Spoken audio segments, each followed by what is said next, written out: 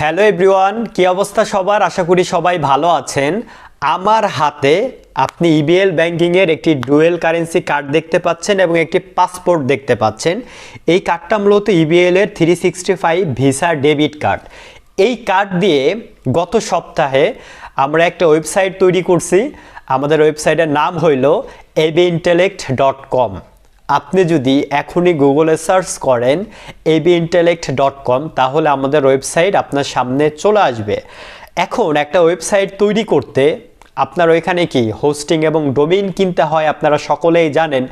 এখন হোস্টিং এবং ডোমেইন যে কিনতে হয় এখানে তো ডলারে পেমেন্ট করতে হয়, তাই না? সো আমাদের ডোমেইন এবং হোস্টিং বাবদ টোটাল খরচ ছিল $43। এই কার্ড দিয়ে আমরা কিন্তু $43 পেমেন্ট করে দেই। সবচেয়ে মজার ব্যাপার কি জানেন? ইবিএল ব্যাংকিংয়ের এই ভিসা ডেবিট কার্ডের এই কার্ডে কিন্তু আমার টাকা ছিল, মানে বিডিটি আকারে ছিল ওই অ্যামাউন্টটা। মানে আমি 10,000 টাকা এই কার্ডে আমি ধরেন ঢুকাইছি। সো ঢুকানোর পর আমি এই বিডিটি টাকাকে কনভার্ট করে ডলার কিন্তু বানাই নাই, আমার কিন্তু বিডিটি আকারেই ছিল।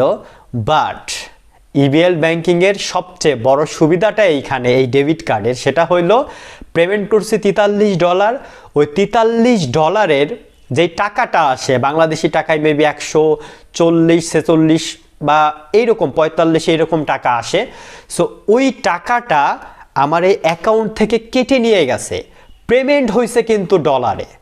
এইটা হলো সবথেকে বড় সুবিধা ইবিএল ব্যাংকিংয়ের এই ভিসা ডেবিট কার্ডের।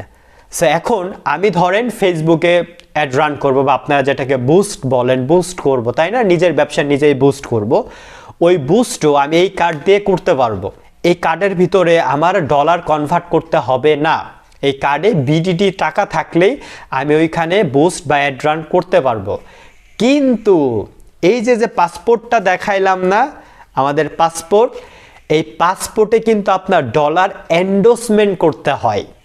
এই এন্ডোসমেন্ট কিভাবে করবেন, কোত্থেকে করবেন, এবং ডুয়েল কারেন্সি কার্ড নিয়ে যত প্রশ্ন আছে সব সমস্যার সমাধান আজকের ভিডিওতে করা হবে। এবং আপনি যদি না বুঝেন যে ভাই আসলে এটা বুঝি নাই কিভাবে করব, আপনি আমাদেরকে কমেন্টস করবেন, আমরা আপনার কমেন্টস রিপ্লাই দিব।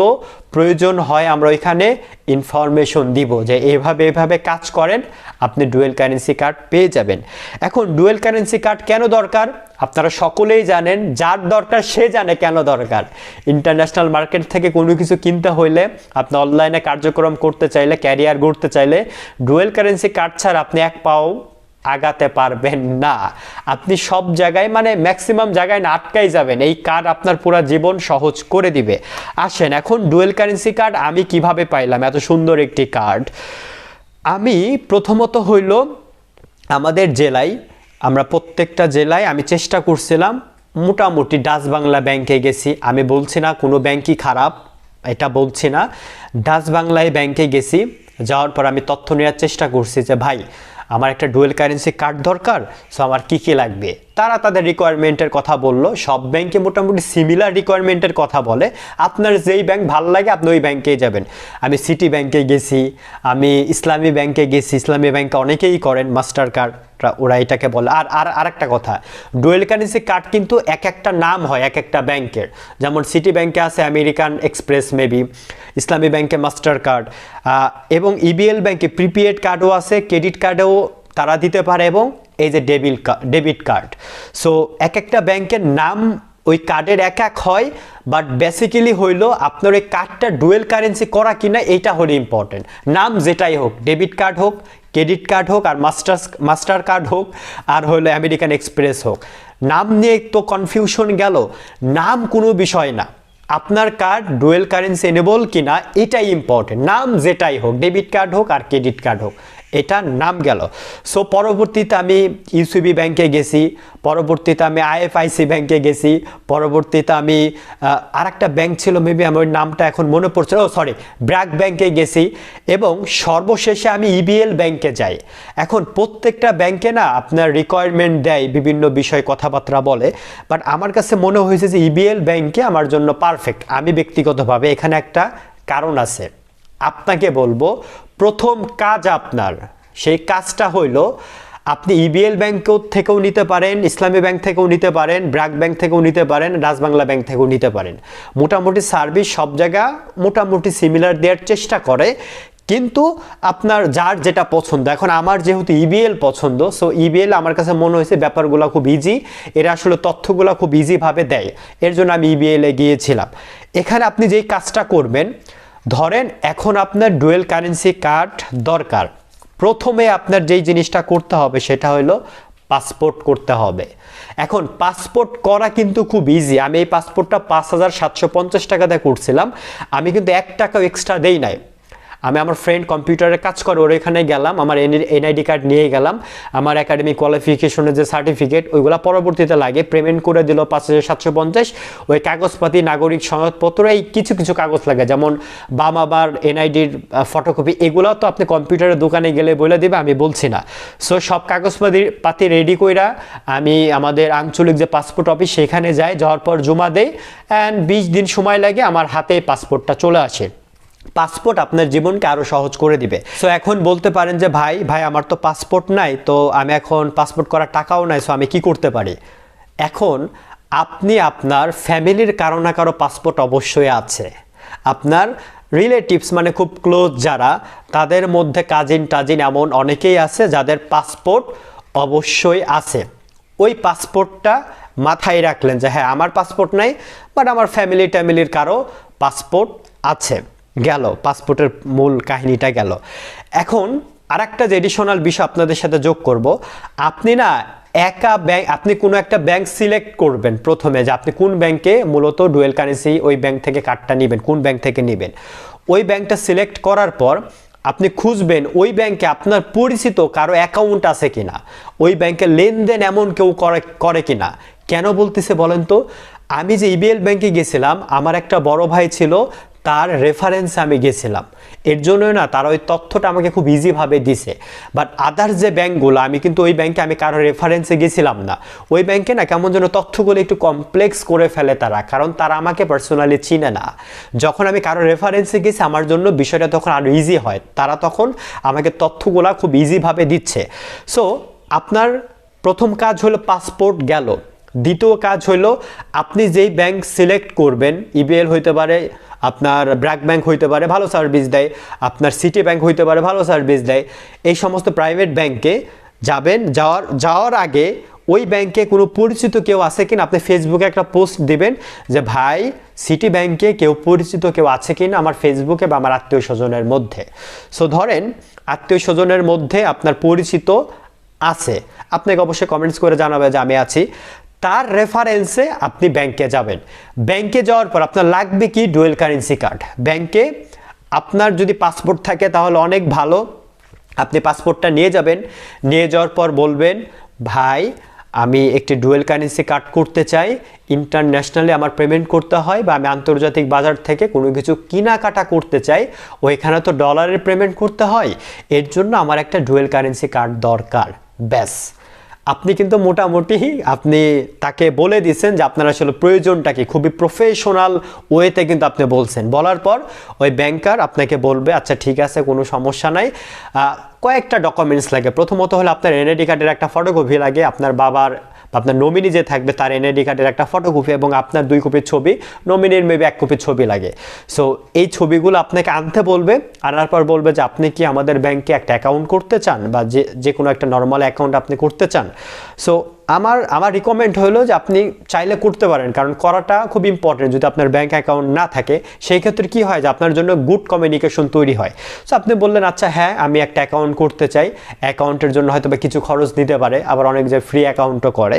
সো যেমন আমি 1000 টাকা দিয়ে আসছিলাম যে হ্যাঁ আমি একটা অ্যাকাউন্ট করব এবং আমার একটা কার্ডও দরকার। আপনি যখন বলবেন হ্যাঁ আমি একটা অ্যাকাউন্ট করতে চাই, কোনো সমস্যা নাই, তখন ওই ব্যাংকের কোনো একজন আপনাকে একটা ফর্ম দিবে। ওই ফর্ম বেসিক্যালি তারাই পূরণ করার চেষ্টা করে অনেক সময়। সো তারা পূরণ করবে, পূরণ করার সময় আপনার এই ডেটা মেটা নিবে, নেওয়ার পর পূরণ করার পর আপনার অ্যাকাউন্ট কিন্তু হচ্ছে। ওই টাইমে ব্যাংকার আপনাকে কোশ্চেন করতে পারে যে আপনি যেহেতু ডুয়েল কারেন্সি কার্ড নেবেন, সো ডুয়েল কারেন্সি কার্ড ধরেন এই যে ডেবিট কার্ড, এই কার্ড আমি যেটা নিছি এটা হলো আপনার ইবিএল 365।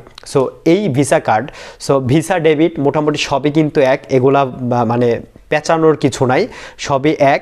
সো এটার জন্য 575 টাকা খরচ হয়েছিল। এই টোটাল টাকা দিয়ে আমি 1000 টাকা মেবি দিছিলাম, হ্যাঁ আমার মনে আছে যতদূর। সো আপনাকে বলবে যে আপনি যেহেতু ডুয়েল কারেন্সি কার্ড নিতে চান তাহলে এই কার্ডের চার্জ এত, বেসিক্যালি 575, 600, 1000 এই টাকার মধ্যেই হয়ে যায় একটা কার্ডের প্রাইসটা আর কি। তখন বলবে আপনি যেই ব্যাংকে অ্যাকাউন্ট করবেন ওই ব্যাংক পারপাস, যেই ডুয়েল কারেন্সি কার্ড আপনি করবেন ওই কার্ড আপনাকে কিনতে বলবে। আপনি বলবেন আচ্ছা ঠিক আছে আমি এই কার্ডটা কিনবো বা আমি কিনতে চাই বা আমার সমস্যা নেই, আপনি করেন। সব কিছু ফিল আপ করার পর মোটামুটি 10 থেকে 15 দিনের মধ্যে, অ্যাভারেজ একটা হিসাব, আপনি 15 দিনের মধ্যে আপনার অ্যাকাউন্ট হয়ে যাবে। অ্যাকাউন্ট আগেই হয়ে যায়, আপনার অ্যাকাউন্ট এবং আপনার যে কার্ড, যেই কার্ডটাই আপনি ডুয়েল কারেন্সি এনেবল করবেন ওই কার্ডটা চলে আসবে। আপনাকে ব্যাংক থেকে ফোন দিবে, ভাই আপনার সব কিছু চলে আসছে, আপনি ব্যাংকে যাবেন। ব্যাংকে যাওয়ার পর কাজ কিন্তু শেষ হয় না, কারণ আপনার কার্ড কিন্তু এখনও ডুয়েল কারেন্সি এনেবল না। হ্যাঁ, ওইটা আপনাকে এন্ডোর্সমেন্ট করতে হবে। এই যে আসে হলো এন্ডোর্সমেন্টের মূল কাহিনীটা। আপনার কার্ড রেডি কিন্তু আপনার কার্ড ডুয়েল কারেন্সি কার্ড না, অ্যান্ড আপনার অ্যাকাউন্টও রেডি, যদিও অ্যাকাউন্ট আপনার লেনদেন করবেন না করবেন না সেটা আপনার ব্যাপার, রেডি। অ্যান্ড আপনি তখন কি করবেন, আপনি পাসপোর্টটা নিয়ে যাবেন। ওই পাসপোর্টটা আপনি নিয়ে যাবেন, নিয়ে যাওয়ার পর ওই পাসপোর্ট দেখে, ওই পাসপোর্টের একদম শেষের দিক ব্যাংক থেকে আপনাকে এন্ডোর্সমেন্ট করে দিবে। এন্ডোর্সমেন্ট জিনিসটা হইল আপনার ডলার, আপনি কত ডলার ইউজ করতে চান। যেমন বাংলাদেশ ব্যাংকের মেবি একটা আইন আছে যে বছরে মনে হয় যে 12,000 ডলারের বেশি কেউ খরচ করতে পারবে না, এরকম কিছু ল মেইনটেইন করে। ধরেন আপনাকে বলল আচ্ছা ঠিক আছে আপনি যেহেতু আপনার পাসপোর্টে সিল পড়বে আপনি একটু বেশি ডলার এন্ডোর্সমেন্ট করে নেন। ধরেন আপনি 8,000 10,000 ডলার একবারে এন্ডোর্সমেন্ট করে নিলেন। এখানে একটা কনফিউজিং কোশ্চেন তৈরি হয় যে ভাই তাহলে এই যে এন্ডোর্সমেন্ট করলাম এত ডলার, এই টাকা কি আমারে দিতে হবে এই সমপরিমাণ? না। প্রথমত হইল এই ডলার এন্ডোর্সমেন্টটা একদম ফ্রি। আপনি ধরেন 10,000 ডলার এন্ডোর্সমেন্ট করবেন অথবা 5,000 ডলার এন্ডোর্সমেন্ট করবেন, এই 5,000 পর্যন্ত খরচ করতে পারবেন আপনি। আবার তখন পরবর্তীতে আপনাকে রিনিউ করতে হয় আর কি, যখন এটা মানে খরচ করে ফেলবেন।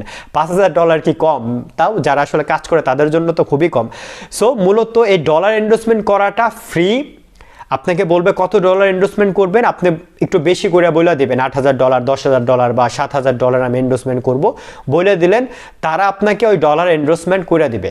করে দেওয়ার পর এখন আমি যেহেতু ইবিএল ব্যাংকে করছি, আমি জাস্ট টাকা ঢুকাইছি আমার কার্ডে অ্যান্ড আমি ইউজ করতেছি ডলারে। এখন অন্যান্য ব্যাংকের নিয়মটা কি? সো ওই ব্যাংকের নিয়মটা শুধু আপনি একটু জেনে আসবেন যে ভাই আমি তো ডলার এন্ডোর্সমেন্ট করে ফেলছি, এখন কি আমার অ্যাকাউন্টে যে টাকা আছে ওইটা কি আসলে ডলারে কনভার্ট করতে হবে? ওরা যদি বলে যে হ্যাঁ ডলারে কনভার্ট করতে হবে তাহলে আপনি করবেন, ইজি প্রসেস। আর যদি বলে ডলারে কনভার্ট করতে হবে না তাহলে আপনার তার করার প্রয়োজন নাই। একটা জায়গা একটা প্রশ্ন বাকি ছিল, সেটা হলো আপনার পাসপোর্ট নাই। যদি আপনার পাসপোর্ট না থাকে তাহলে আপনি আপনার ফ্যামিলির পাসপোর্ট নিয়ে, আপনার ফ্যামিলির কোনো না কোনো বেসরকারি ব্যাংকে অবশ্যই অ্যাকাউন্ট আছে, মোটামুটি সব ব্যাংকে এখন ডুয়েল কারেন্সি কার্ড দেয়, কোনো প্যারা নাই। সো আপনি ওই ব্যাংকে আপনার ওই ফ্যামিলির যে আছে তাকে নিয়ে চলে যাবেন, অথবা তাকে বলবেন যে ভাই আমার একটা, বা যেই হোক বাবা হোক বা যারই পাসপোর্ট থাকুক, সো বলবেন আমার একটা ডুয়েল কারেন্সি কার্ড দরকার, আমাকে একটু হেল্প করেন। সো তারা যাবে বা আপনি তাকে নিয়ে গেলেন, যাওয়ার পর আপনি আপনার ক্রাইটেরিয়া বললেন, বলার পর তারাও সিমিলার প্রসেসে আপনাকে ডুয়েল কারেন্সি কার্ড দিয়ে দিবে।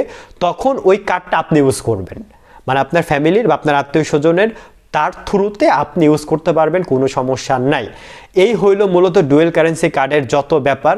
এই কার্ড করা নিয়ে খুব আহামরি অনেক যে পাইতার আছে, ব্যাপারটা ওই রকম না।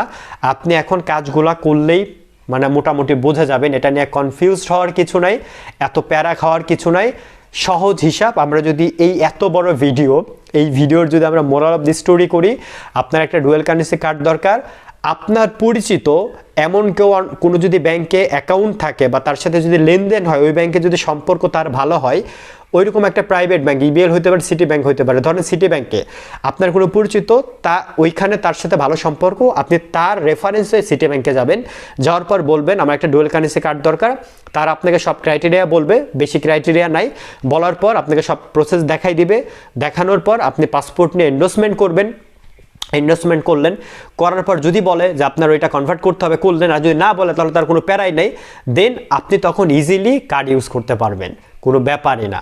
প্রত্যেকটা আপনার ওয়ার্ল্ড ওয়াইড যে মার্কেটগুলো আছে যেখানে পেমেন্ট করতে হয়, পেমেন্ট কেমনে করতে হয় এগুলো আপনারা এমনিই জানেন, এগুলো শেখানোর কিছু নাই। সো ডুয়েল কারেন্সি কার্ড নিয়ে যদিও মনে করেন যে আমি এটুকু বুঝি নাই বা আমি আটটাই গেছি, আপনি অবশ্যই কমেন্টস করবেন, আমরা আপনার কমেন্টের রিপ্লাই দিব। ভালো থাকুন, সুস্থ থাকুন, টেক কেয়ার।